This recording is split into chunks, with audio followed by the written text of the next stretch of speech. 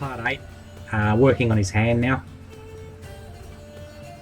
Still got the Payne's Grey in the airbrush. You can see I'm actually using the HPCH, the Iwata HPCH. I was having some issues with the paint flow, so I decided to switch airbrushes to see if that was the problem. But with the process of elimination, I actually found out it seems to be a bad batch of paint that I got, because I'd actually got two new paints, which I bought a new Payne's Grey and I bought a new sepia because I was running out, and both just did not perform well at all. So tried switching the airbrushes around, that didn't work. I tried straining the paint, so I'd strain the paint into the pot, add the reducer, mix it up, let it sit for 10 minutes.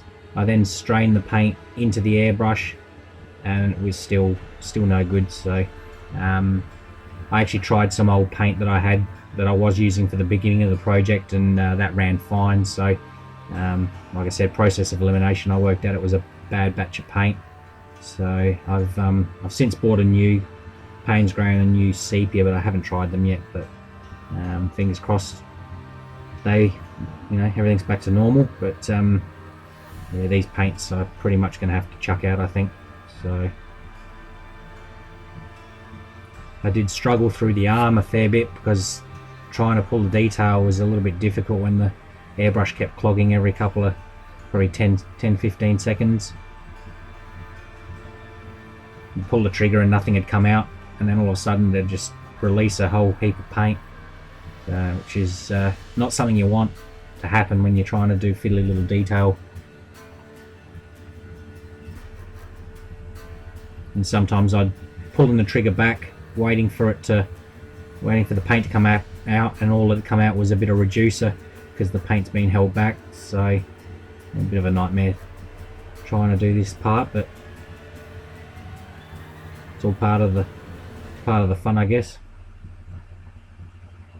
So I actually using the eraser for this part is actually more beneficial, because I was able to add more detail with that, rather than trying to use the gun for the detail, because it just wasn't working properly. As you can see, I've switched back to my HBSB. Like I said, just back and forth with the airbrushes, just trying to work out what the problem was. It's actually almost like there was little flecks of paint that were just like dried paint that were in there, just blocking. You clean it out, and then another 10-15 seconds of it just blocked up again, and it was just constant. So I do persist with this paint for most of this video. It did take me a lot longer to do the hand and the arm than most of the project because of this.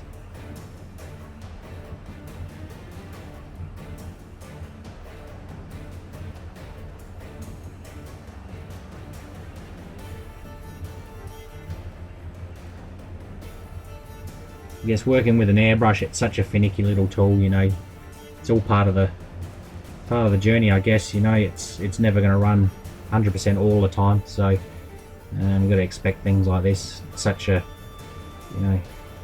finicky little tool. The slightest bit of grit, a little bit of dried paint's going to clog it up instantly, especially such a fine needle. This is from memory, I think it's a 0.18 setup.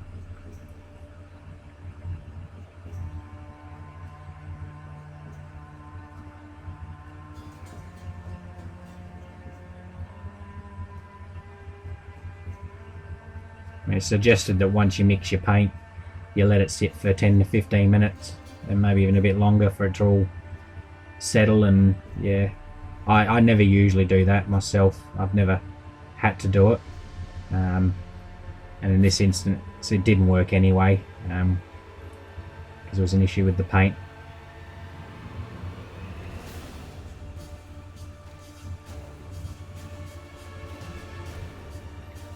So like previous videos, this is all about just building up textures. Probably don't need to go into that too much more. It's pretty much the same technique I've been doing through the whole video. So other 7 parts.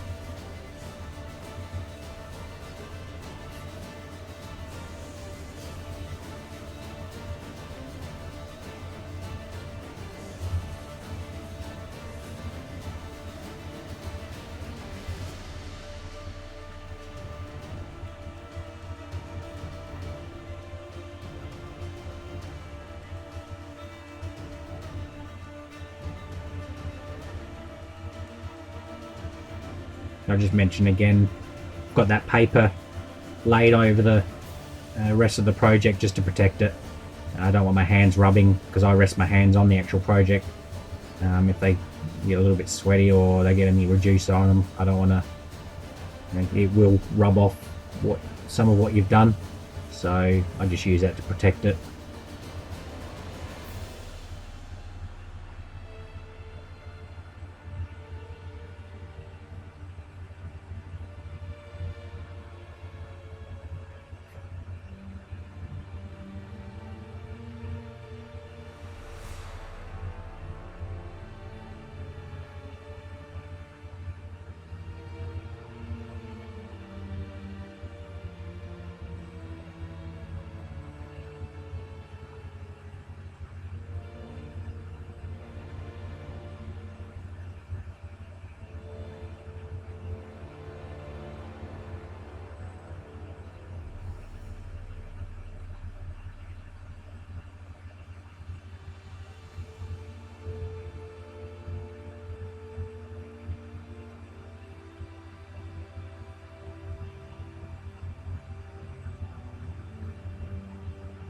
You probably noticed this has taken me a lot longer to build up than previous videos because of the paint issue.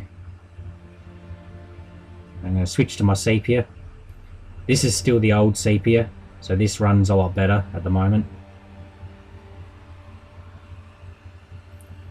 Just drifting in some light tones there.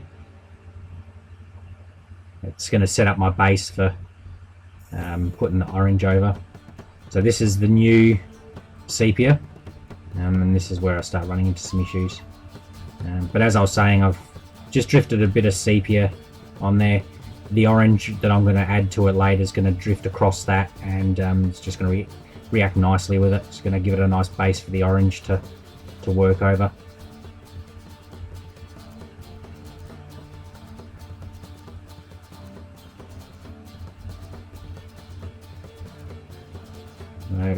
I really struggle to pull a nice fine line with this paint, so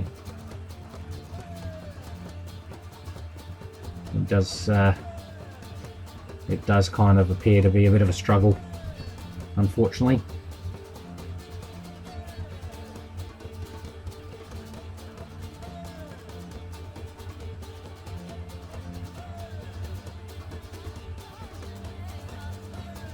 And so he's got 3 or 4 little pyramid type things on his knuckles there. I think it's 4 for each, 1 for each finger. And normally I'd be able to just draw them out with the airbrush, just with my line work, but I was having a lot of problems.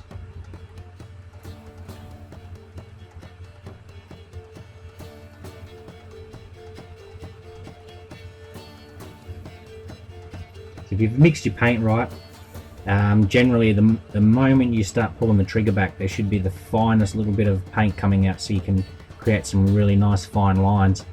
But the issue I was having with the paint was causing the airbrush to it just wasn't letting the paint flow. So as I'm pulling the trigger back, there was just nothing coming out, and the further you pull it back and nothing's coming out, then suddenly it will just release a whole heap of paint. So I thought I'd switch to the white for now, just to see if I can add some detail that way. But the issue with this is, well, you've got to be careful, is like I suggested in previous videos, is the blue shift that happens when you're laying white, like a lighter colour over a darker colour.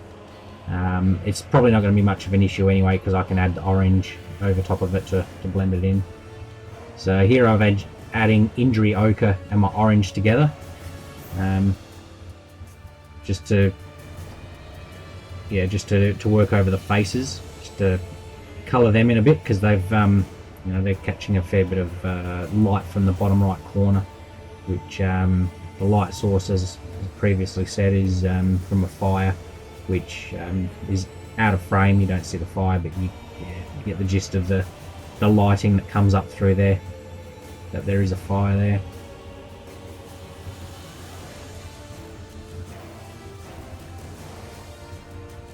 So once I've laid the orange down, I'm just going back in and bringing those highlights back in, scratching them in.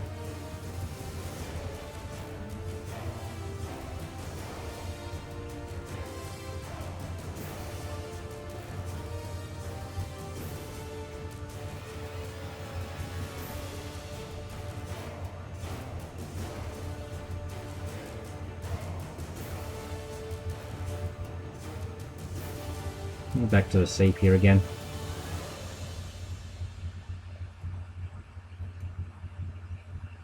So as you notice, doing that yellow and the orange mix, I sort of jumped a couple of steps ahead. I'm sort of getting a little bit frustrated with the paint, so I thought I'd just step aside for a moment and work on something different. Work with some paint that I know was working, running well. So sometimes you just gotta, put up the white flag and admit defeat and come back the next night. So that's kind of what I did there. I thought I'll just I'll work with something else just to, you know, let myself calm down a bit and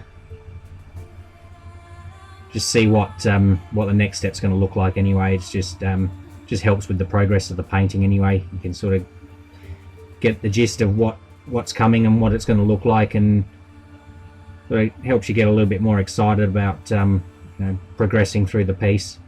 Otherwise you just sit on the one area just pulling your hair out trying to get the paint to work. So come back the next night maybe with a better frame of mind, maybe the paint's working a little better, but in this case it wasn't, unfortunately, because anyone that airbrushes will know that sometimes the weather affects the airbrush and the paint as well. So you know, if it's quite hot, you're going to get a lot more tip dry. If it's a lot cooler, you're going to you find that the paint's going to skate across the surface a little bit more because it's not drying as quickly. So you've got to be really mindful of those sort of things and adjust your reducer to suit the temperature. So you know, if it's a hotter day, you'd likely add more reducer. If it's a cooler day, you know, you thicken your paint up a little bit so that the paint's not going to skate across the page as much because it's not as thin. There's other things you can do as well to combat that, which is, you know, you can turn your PSI up and down, but I tend not to worry too much about the PSI unless I'm laying down larger areas, or even laying down like a coat of transparent base across something. I'll turn up the PSI to about 40 or 45 roughly, but that's really the only time I turn the PSI up. Admittedly, I did actually turn the PSI up for this paint because I was having, like I said, I was having the issues with the paint, so I thought maybe I'll turn the PSI up a little bit, maybe it'll help blast it out, but even that didn't work. So like I said, process of elimination, and tried everything.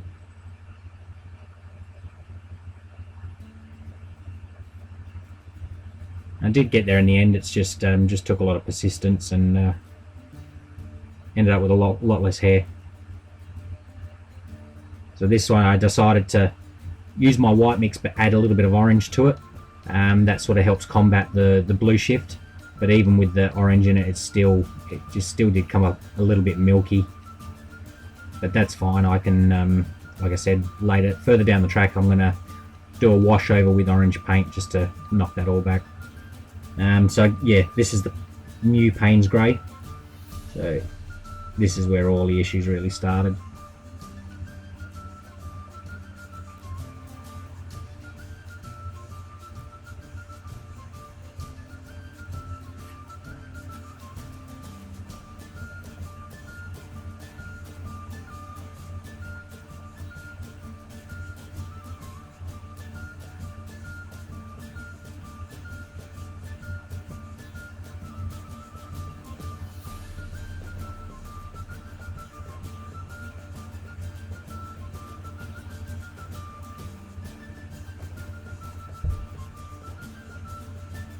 So the hand and arm has a nice blend.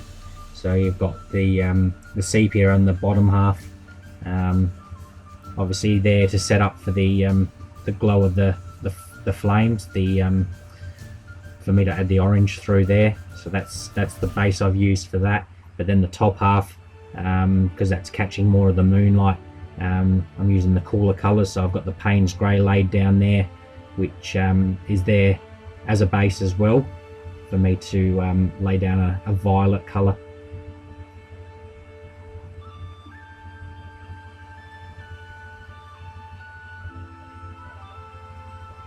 So just got to be mindful of your light sources and really study the reference and see why the light sources are, why it's reacting the way it is, what's causing the light source, and just helps understand what you're doing with the project as well. So this is the red violet that I felt I wanted to add to, the top part of the hand.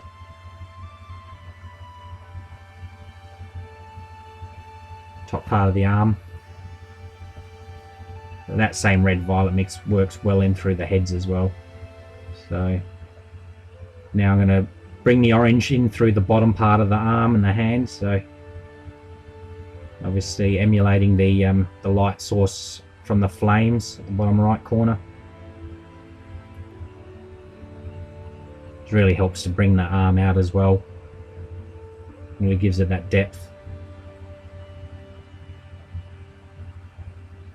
Again, just scratching in some of those really bright highlights.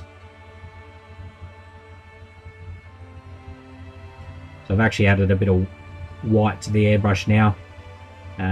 So just working in some of the highlights, bringing them back in. At the very top of the arm, it's going to have some nice highlights on it. And same with the bottom part as well, but that'll need to be washed through with another orange mix as well.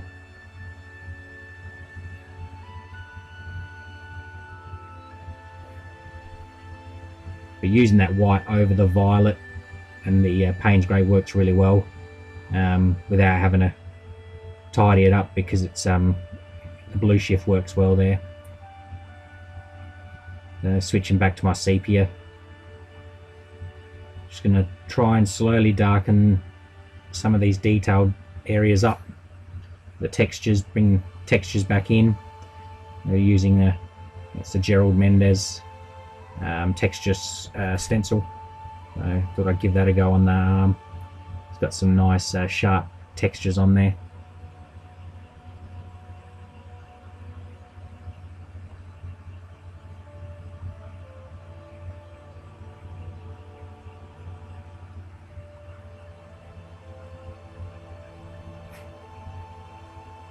There was a little blowout there, if you see that.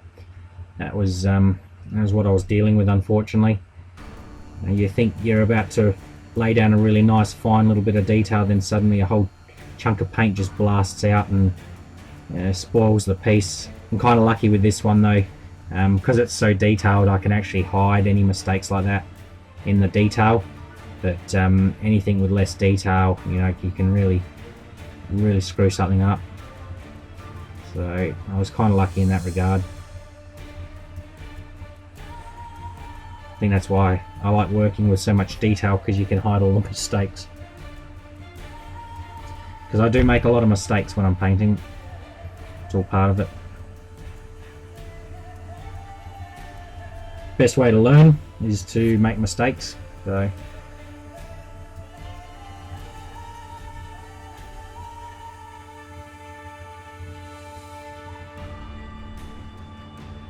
as you can see, it's slowly coming together, systematically darkening these areas up, bringing in more textures. So again, switching back to the HPCH, still trying to work out what the problem is with the paint, thinking it's the airbrush. So at this stage I hadn't quite worked out that it was the paint yet.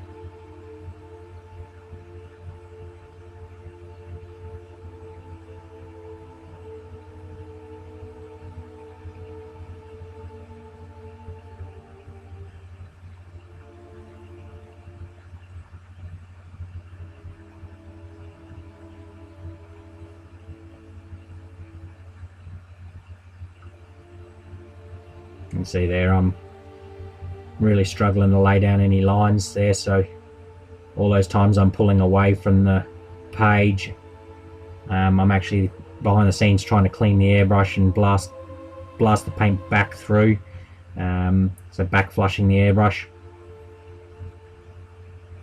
which does open it up and releases it for a moment, but like I said, 10-15 seconds later it's blocked again.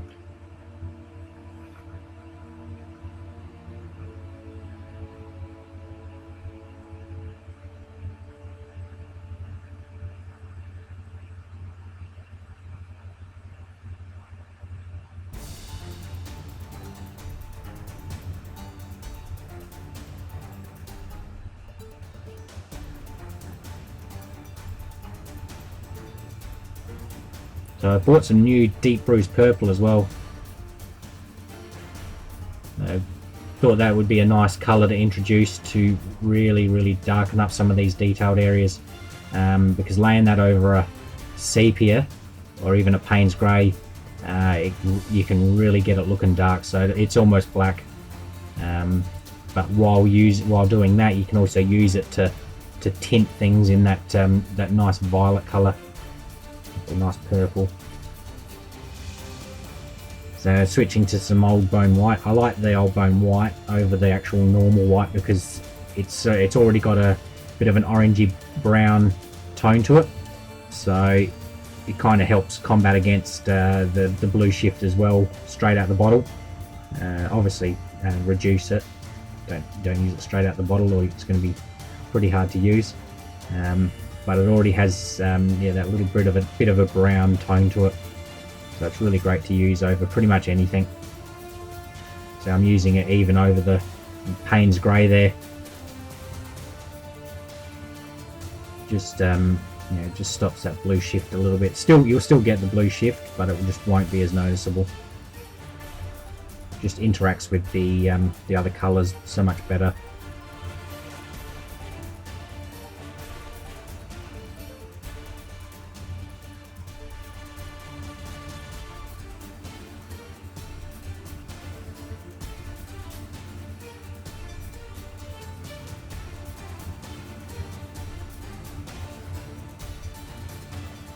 Got some blue violet now, just to wash over that the base coat of Payne's grey and the was the red violet I used previously, just to bring it back to the more bluer tone.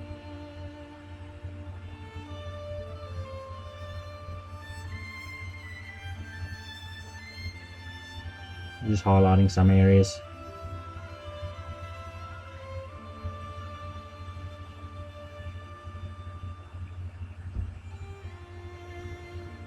Back to the Old Bone White. So I noticed around the rope there, it was a little bit frayed and a little bit furry, so I thought rather than scratching those details in, because that wouldn't work, it'll be a little bit too sharp, I thought I'll airbrush those tones in because it's a nice soft texture represented on the reference, so didn't want that to look out of place, so I thought airbrush is the best thing to use for that.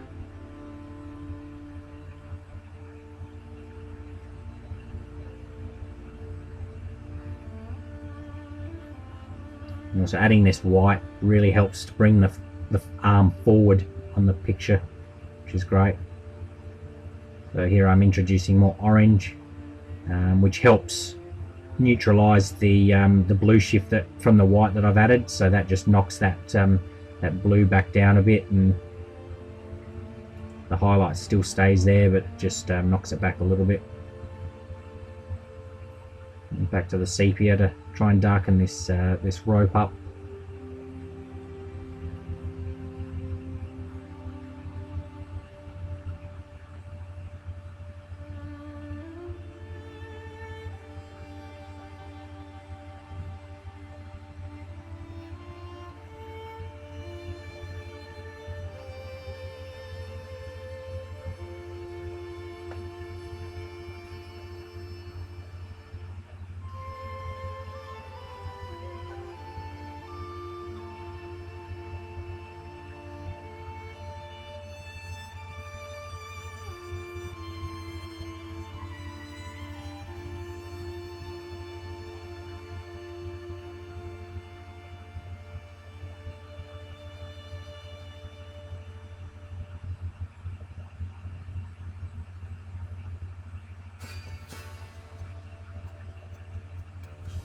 So this is me just taking a look at the reference and just seeing if there's any areas I can darken up, and just working my way around.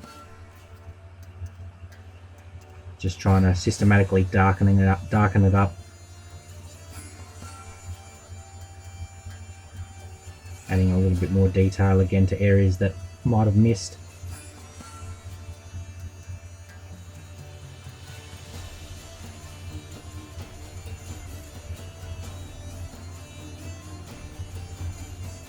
Now just adding some highlights in. I quite like adding the highlights in with the airbrush. It's a bit softer than scratching details in. Some areas, like I suggested previously, just don't work well when you scratch because it just creates too sharp of a feature, and it just sometimes doesn't work with the piece you're working on. I use the airbrush where I can. So just another coat of orange. I suggested before, I do multiple passes, just slow build-ups. You don't want to lay it on too thick because you will lose detail. So I do multiple passes with a very over-reduced mix, and it just slowly builds up that tone.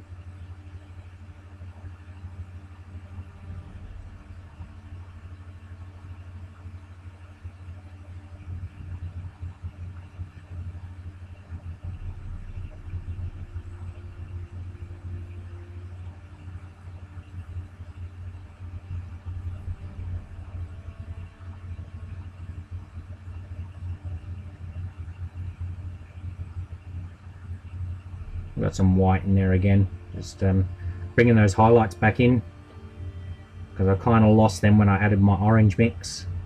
So just bringing them back in, just to help with the depth, bring the arm forward with those highlights.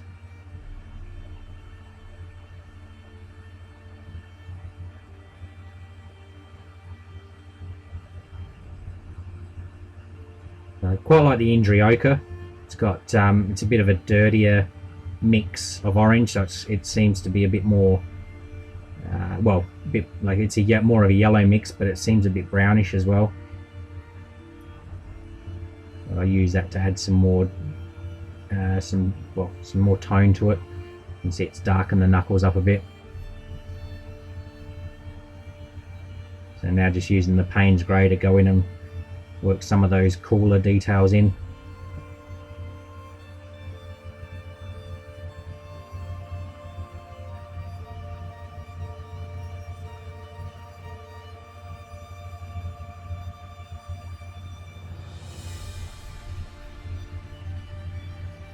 Good thing is, using the Payne's grey over the whole piece, I can literally just go back over anything and just keep working on it.